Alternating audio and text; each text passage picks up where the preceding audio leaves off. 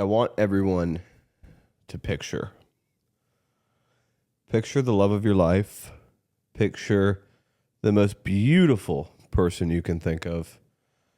And I want you to imagine that you get married to them. I want you to feel so much love in your heart that it could literally rip you in two because you feel so strongly for this person. I'm going to tell you guys a story of love. A love story, some might say. This is the story of Orpheus. Ancient Greece, Greek mythology. Two lovers, star-crossed, the ultimate romance of sorts. They loved each other so deeply that they had to hide it from their parents, but yet their love was known across the lands as one of the greatest loves in all of Greek mythology. This is the story of Orpheus and Euphrodite. I know I just butchered that name, but stay with me. So Orpheus finds this girl. He says, I love you, baby. I'm going to marry you. You are the hottest thing I've ever seen. You're the most beautiful girl. You're smart. You're intelligent. Baby, I love you. We're going to get married. It's going to be fun. So they get married after a long time of loving each other, a long wedding, falling in love. All their families show up. The gods are there. They do the sacrament before their gods. They spend the wedding night together. They make love. Ugh, what are we talking about? This is a fucking podcast. I'm getting to my point. Anyway, the greatest love story ever told. They're going to be together forever. Boom! The next day, Euphrodite dies. Murdered, killed, destroyed, fallen off a cliff. The death is not as important. I don't really remember it. But basically, this great love that was supposed to withstand time and be one of the most captivating stories in all of Greek mythology, it died the day after it got started. They were supposed to be married forever. They both had promises to keep to each other, but what can you do? Death intervenes. Orpheus doesn't take no for an answer.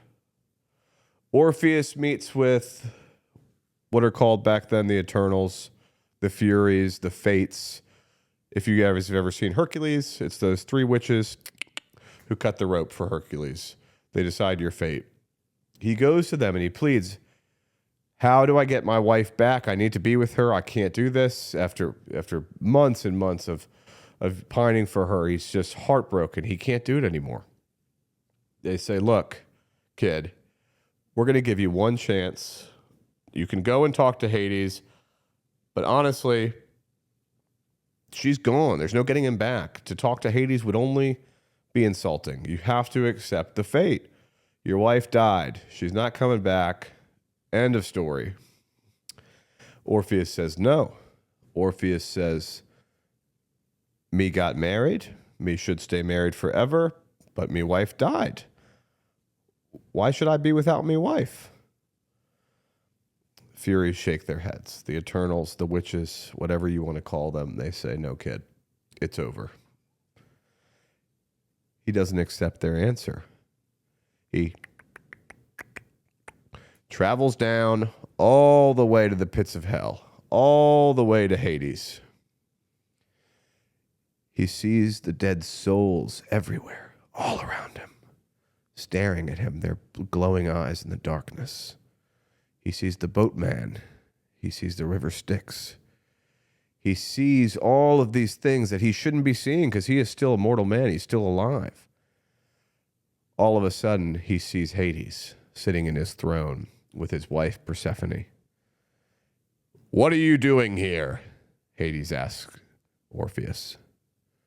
Orpheus says, I've come to claim my wife. She died the day after our wedding. I need her back.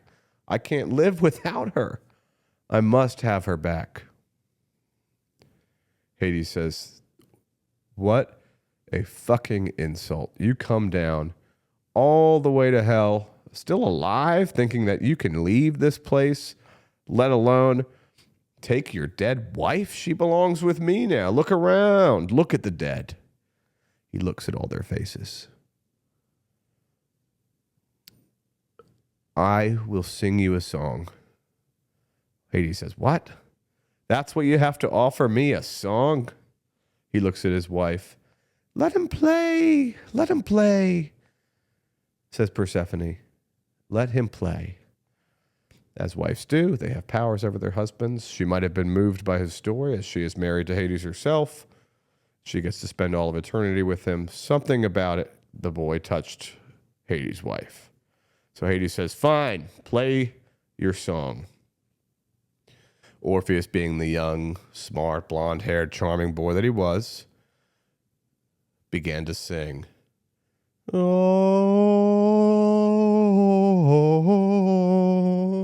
bum, ba-dum. No, he didn't sing the theme song to Halo, but he started singing.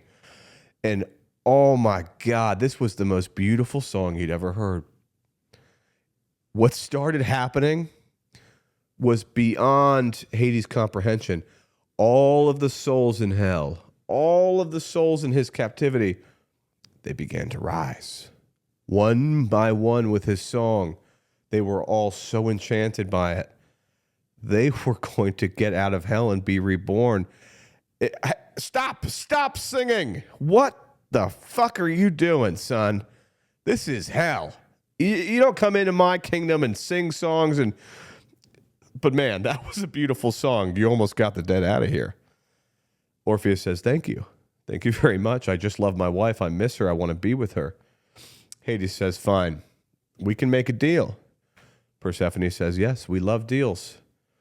But there are always conditions when you make deals with God. You can have your wife back. I will let her leave with you. And I will give you one chance and one chance only. If you defy me, that'll be it. You'll be trapped here with her. You will never see her again. It will be the end for both of you. Orpheus says, what do I have to do? Tell me what I've got to do. I want my wife back. I want my wife. My love is stronger than death itself. I can be with her. I know it. Our love was meant to last forever. I just, stop. That's enough, Hades says. There are conditions. If you can walk through my gates, through hell itself, go all the way through Hades, the underworld, whatever you call it, if you can travel all the way through the underworld, I will leave one light, one small light at the end of the tunnel. And if you can make it, it's yours. You're gone. You can have her. You both will walk free. I promise you this. I am a god. As a god, you must trust this. But here's the conditions.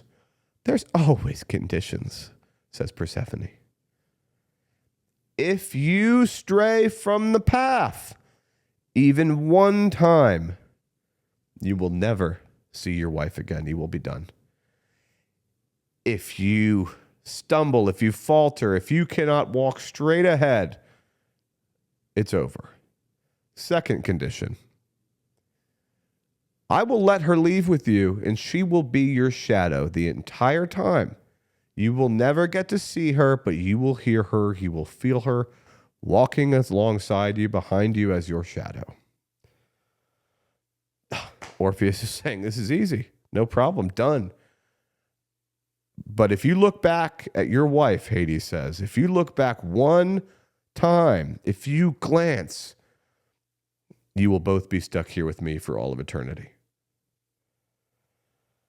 Orpheus, without a doubt, my love is so strong. We are meant to be together. Euphrodite, I will get you out of here. So the walk begins. The eyes of the dead follow the two as they make their march out of hell. But to get out of hell, you have to descend further and further and further into the underworld. Monsters, ghouls, creatures, unimaginable smells. This is the darkest path anyone has ever walked. And Orpheus walked it knowing that his wife was behind him and beside him the whole time. In his head, he thought, we're going to get out of this one. I'm going to get us out of here. Don't worry, baby. We're fine. He sees the light. He's walking for miles. He's walking for days in the underworld. The underworld's not small. It's holding a lot of dead people. You got to think about it. It's truly, guys, this is the biggest underworld. I'll be there soon. Little Donald will be it now. But yes, Orpheus walks through the underworld without question. He's fit. Probably has a six-pack. This is just how, the Greek gods are. He gets so close to the end of the tunnel. I know you guys are thinking what's going to happen next, right? Does he go off the path? Does he turn around? I see it, baby. We're almost there. He suddenly stops, and he doesn't hear his wife behind him anymore. He thinks, okay, she's still there, and I've been walking for days. I'm probably just missing her. I don't hear her anymore. She's not behind me. I've been lied to. She's not coming. Oh no. I made a deal with the devil. I made a deal with God for what? All of this, and she's not. I don't hear her anymore. I don't even feel her next to me. He walked for hours more without the sound of her next to him. And suddenly, he heard her far in the distance behind him, yelling for him, Orpheus, please, please. So, in that moment, Orpheus, doubting the God's promise, doubting his love, turned around and saw his wife right beside him, right next to him, as she was the entire time.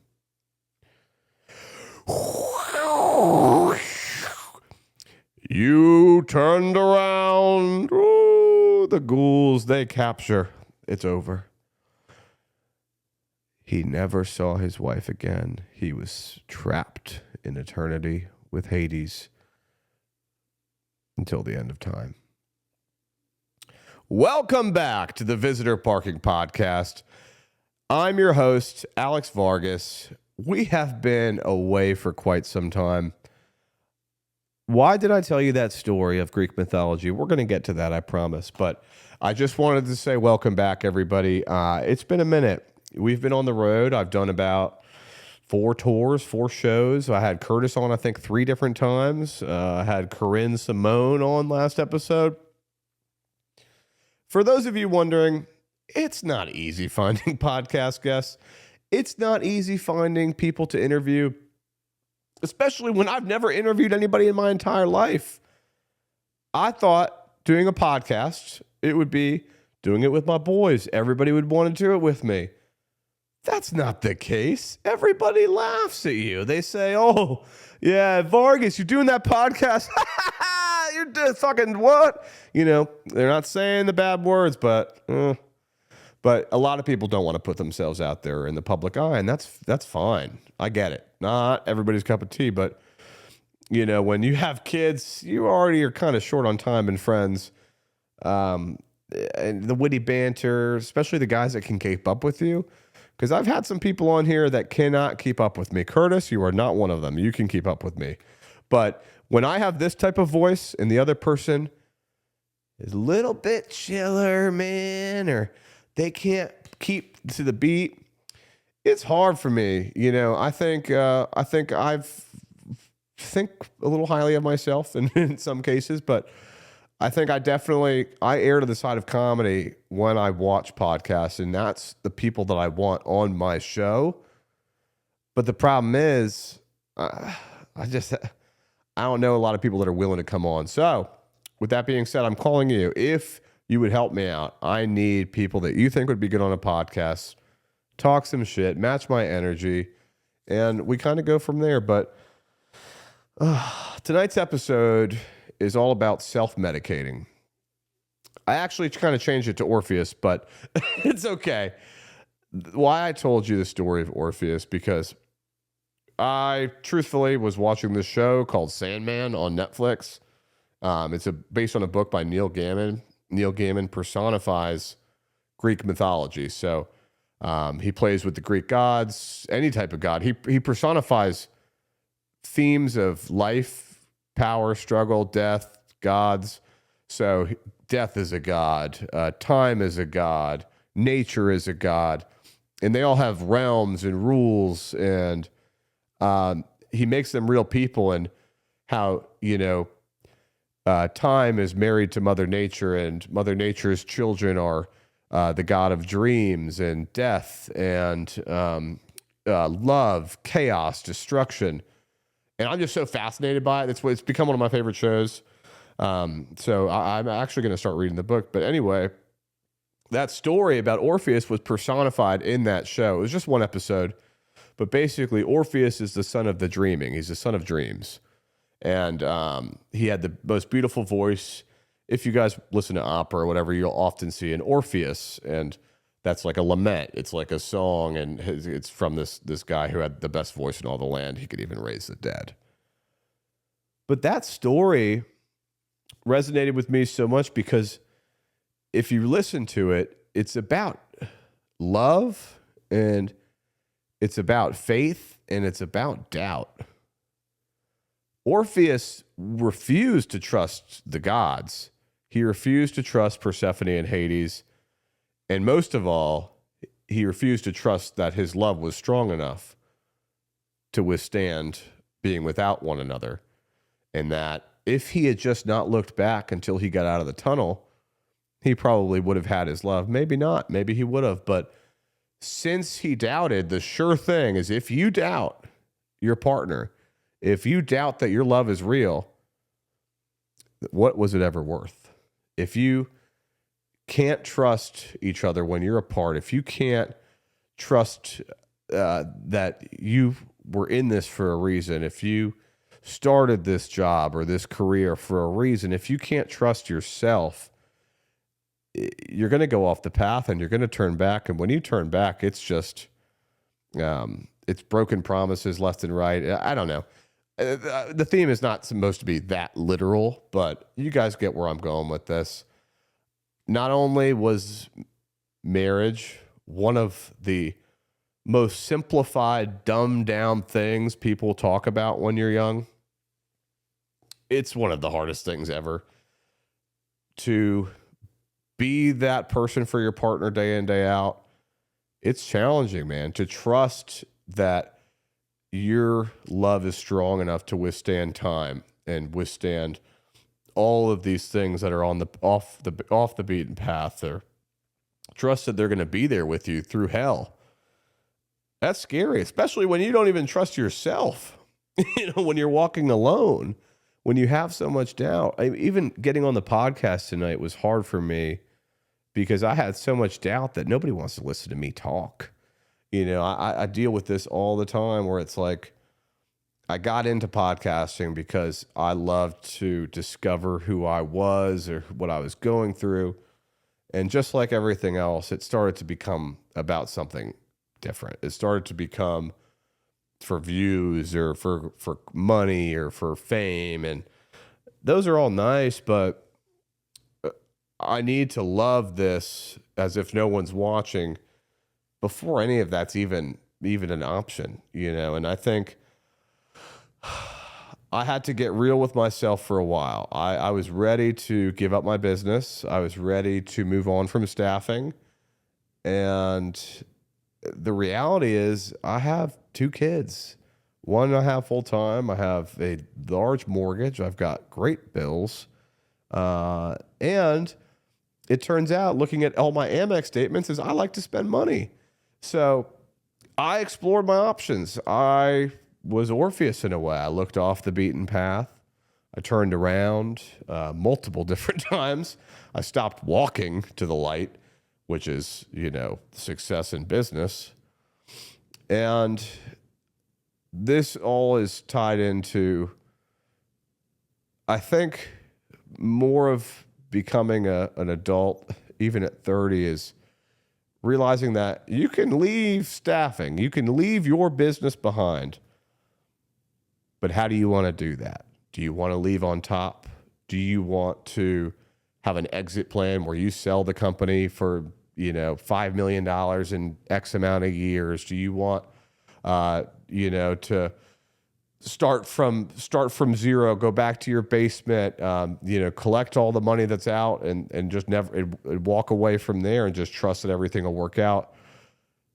So it made me seriously look at other options: podcasting, TikToking, movie directing, law school, all these other dreams that, you have growing up. And I'm like, shit, any of these other projects that I start, if I start it from the bottom, leaving my company and not selling the company and just going home and doing perm placements from my basement, for those of you who don't know, that would basically just be headhunting with no staff, no overhead, and just taking all the profit, working as hard as I want to get whatever I need for that month.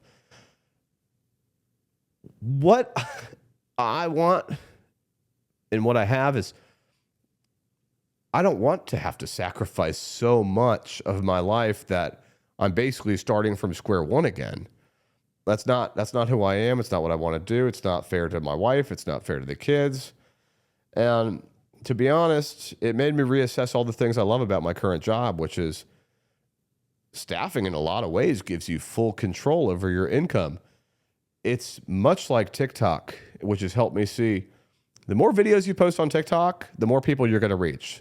The more times your content is out there, the higher chances you have of getting views. You start adding quality with your volume, yet volume is your goal, right? Because more money equals more wealth. The only way to get more is to have more and to do more. More is more is more. Volume is volume is volume is volume is volume. The quality improves. That will only help you accumulate more volume, but at some point you have to have the output. And I could not work such few hours to where I wasn't getting enough money to feed my family. I couldn't work, part-time and think that my staff could survive without me being fully engaged for long periods of time. They could do it short time. They proved that. But that's another thing, though. I had to come to that realization that, I think this business, I can help people in staffing. I can pivot to what I want to do later from a position of power and not a position of desperation. So I came back to work this week, really enjoying. After I took a vacation, I went up to Pennsylvania, and I just really enjoyed what I did, and I wasn't angry. I wasn't angry that I was there. I wasn't angry at my employees. I wasn't angry at the clients. I wasn't angry that I had limited time to do podcasting or this or that. I'm finding ways to work it in and balance it. Like tonight, it was a little stressful doing this way too late. I've got to get up in the morning, but I had to cut out a couple things. I had to stop smoking weed, first off. And that's hard for me to say because I've been smoking weed since I was 14 years old. I've been hanging around people that are older than me that did it. I've been hanging around kids my age that did it. I've been doing it, for as long as I can remember. I did a lot of shit, probably that I was too young for. I was having sex too young. I was having sex with older women too young. I was smoking weed and, I was trying to be older than I was from a young age, and I never got off that boat.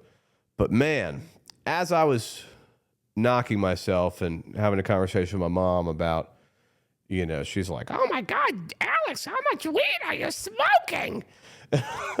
And I'm like, well, not that much weed. It's the same amount of weed I've been smoking my whole life. So it's not really changed, but that's not true. Because this is the most stressful year with the economy, Donald Trump, changes. Like, my family life has been good for the most part. Business, however, has been hard. I didn't want to do it anymore. I didn't like it. I've been doing staffing for 10 years. I found podcasting and TikToking, and I made $11 on TikTok. I realized that people can actually make money doing that. And it's given me outlets. I'm like, that's something I want to do with my life. But I've almost got to earn my freedom in a way. I've got to buy myself out of staffing at some point. And I think I had to make some sacrifices. I could not smoke weed, be ambitious, have goals, raise kids, and drink, and party, and like expect to be happy. Like I truly believe at my core that I'm a happy-go-lucky guy. I'm a fun guy. I like retirement is in my nature. I grew up, not needing for anything. I got a taste of that life. I'm good to not work if that's the option, right? But at the same time, I'm a competitive motherfucker, and I will run over you to win a contest, to earn money, to play football, in a fight. There's a side of me that lives for sport, for that blood sport in a way. And money is just another blood sport. Don't let anybody fool you. But I'm kind of becoming like a fighter now where all I knew was knocking people out. All I knew was earning $500,000 a year, climbing, doing this, that. But I never learned how to bob and weave. I never learned defense. I never learned tactical precision. And I feel like in the 30s, I'm starting to realize can't just be kill, kill, kill all the time. I can't be all gasoline and no water. Like I've got to have some fluidity in me. I can't let everything bother me. I can't let everybody get under my skin. I can't let every single problem irritate me. But with the self-medicating, it was tough. I went to a therapist, and I've been to therapy my whole life.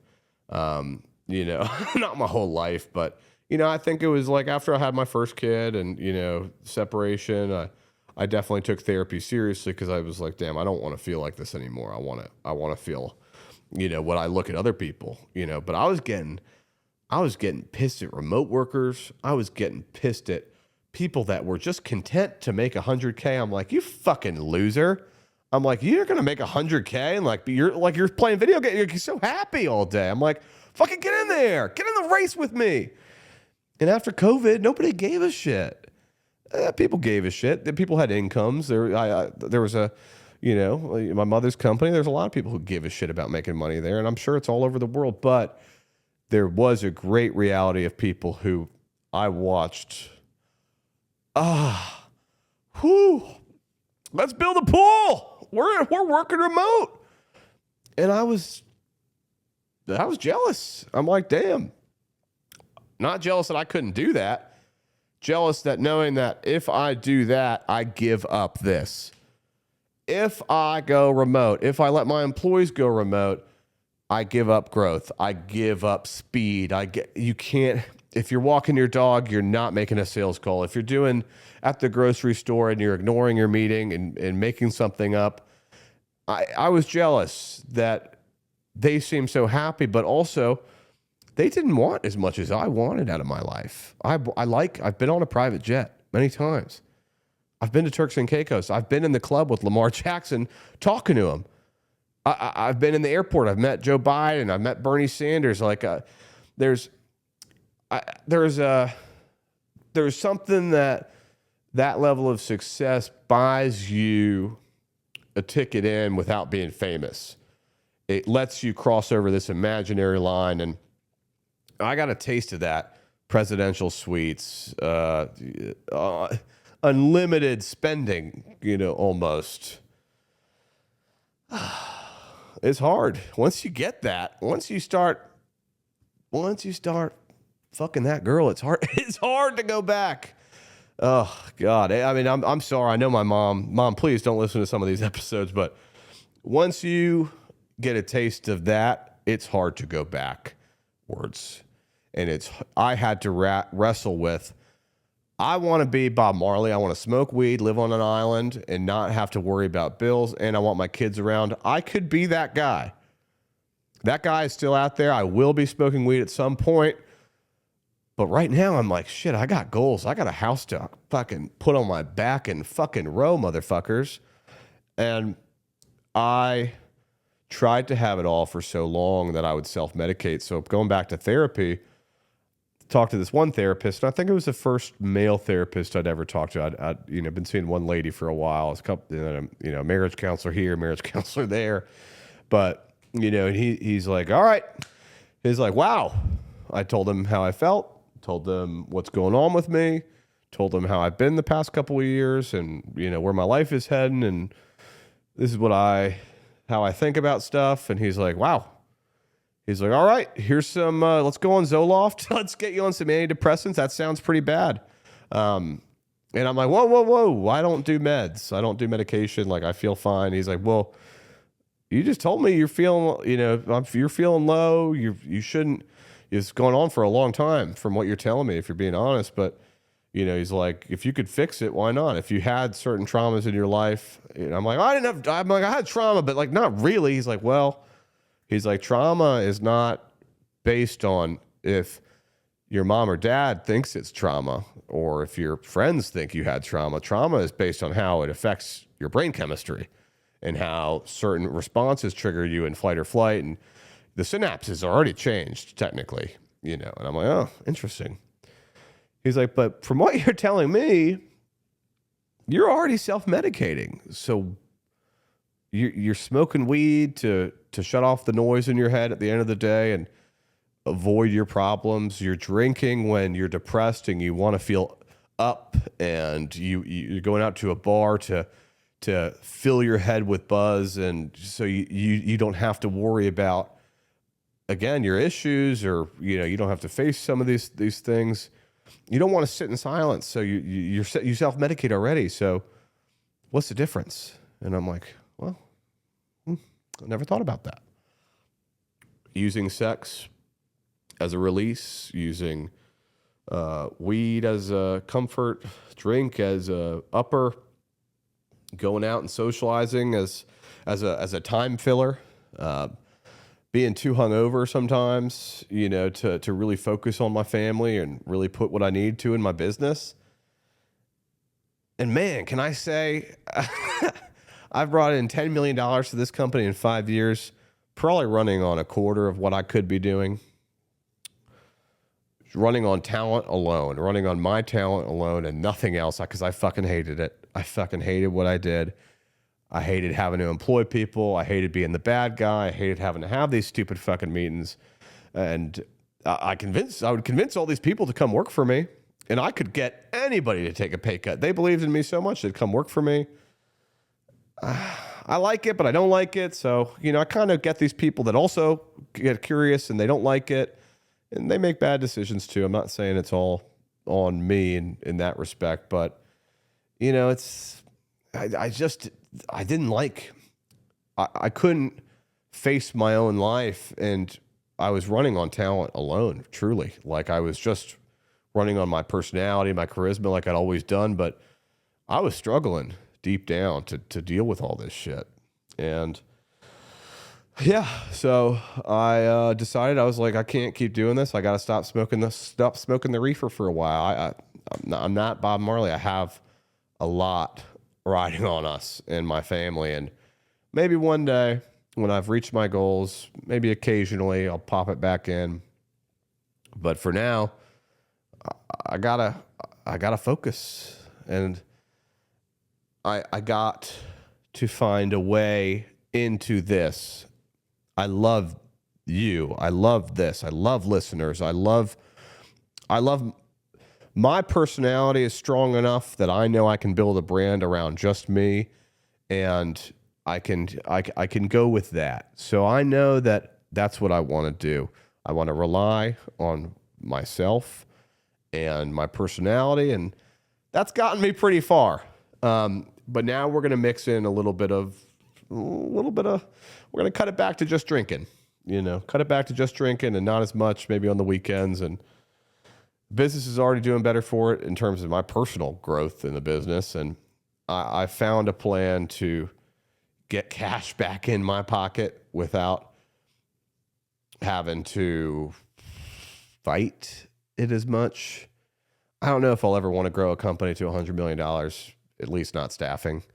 But I've got other ideas that I'm really excited about that I will be pursuing, but I have to get the business into a good place. I've got to get my personal checking and finances back under cash flow, back under my feet. And yeah, but we're all good, baby. I mean, things have been good. And that's what I've seen is I watched this movie. I think you all should watch it. It's called Good Fortune. It's about the gig economy. What is the gig economy? I thought gig was gigabyte tech. I think maybe it has something to do with that, but really it's about TaskRabbit, Uber Eats, Lyft, DoorDashers, all these people that get paid on tips. And it's a tough life for them. And I mean, I struggle with it. I don't want to if I don't have the money to tip my Uber driver, but I'm going to order Uber Eats 50 times a week, I shouldn't be ordering it if I don't want to tip them, because these guys, they live off tips and people are so shitty with the tips. They give them like $1.50. So the movie is about Keanu Reeves as this angel, and there's a pecking order for the angels. There's, angels who redeem people and they have large wings, angels, who are just, Keanu Reeves' job is just to save people from texting and driving. And he's like, I don't want to do this anymore. I want to redeem a soul. I want to save somebody. And they're, well, that's not your job, Gabriel. Your job, just stay in your lane and maybe one day. So he switches their lives. He's got this guy that he follows around who's played by Aziz Ansari, and Seth Rogen plays this rich guy. Aziz is on his last leg. His name is Raj. He's low on his money. He's living out of his car. He's working 3 different jobs. He ends up getting a Uber Eats driver for this guy, Seth Rogen, who's a mega wealthy, tech billionaire. And anyway, they change lives. Basically, they do a life swap. Gabriel's like, oh, I'm going to try to step up my game. And he's like, I'm going to switch lives with you two, and I'm going to show you that money isn't everything. And so what happens when Aziz gets in that pool, starts having pool parties? Raj is living Seth Rogen's life, and Seth Rogen is now living the life of his assistant. He's become an Uber driver, working 3 jobs. So he's basically, the angel comes, he's like, what have you done, Gabriel? You're not supposed to be doing this. And he's like, I know, I really messed up. They're like, well, what's the problem? Well, I switched their lives, and the problem is money seems to be fixing most of his problems. So Raj doesn't want to switch back. He doesn't, needless to say, he's like, I'm not going back. He's like, I'm rich. And the thing is, he's like, well, you have to want to go back, or I can't, it doesn't work like that. If nobody learned a lesson, I can't just switch you back. Great freaking movie. It was actually really heartwarming. Keanu Reeves gets demoted. He doesn't get to be an angel anymore. He ends up, basically, it's a struggle about how you survive from nothing. And at the end of the day, what we all have is each other. Whether you're rich or poor, middle class, you have your family or your friends or the people that would show up for you, no matter if you had a dime in your pocket or not. And that's what's important for me. And that's, I think, what the TikTok community builds for me. That's what the podcasting does. It gives me this sense of community that despite me having money or not having money, you guys are riding with me. You guys enjoy what I have to say. We can relate together. And even if I can give back and help somebody one day with my stories or my struggles, that's worth it to me. And I think I can do that in staffing too. I can help people for free. I got plenty of time. I can do more. And that's been juicing me up. But this is all like a week of not smoking reefer. So we'll get into that. I got another episode I can mix in, tell you guys all about the people that got me into weed, the people that I really look up to, who I grew up with, who smoked weed on a regular basis as 40, 50-year-old adults that showed me there's no problem with weed. It's fine. You can do this or that. You can live this life. You can be angry. You can do, X, Y, or Z. You can have low morals. And I learned from a young age, I think, that the reality of being a good person and having your life together, it wasn't as common as the movies made it seem. There was a lot of people who cheat on their spouses. There was a lot of people who smoked weed or did a lot of other drugs or drank or had, addiction problems or, had just issues being a stand-up dude or stand-up girl. I was with plenty of married women from an early age. I'm talking since I was like 15, 16 years old. I knew that people were cheating on their marriages. So there was a huge sense of corruption and this sense of negativity that I built around my life from an early age where I'm like, oh shit, everyone's telling you that marriage is sacred and life is, it's, you find a job you love. I come to work, everybody fucking seems to hate their jobs. Everybody complains about them nonstop, and it looks like they're here because they truly believe they can't do anything else.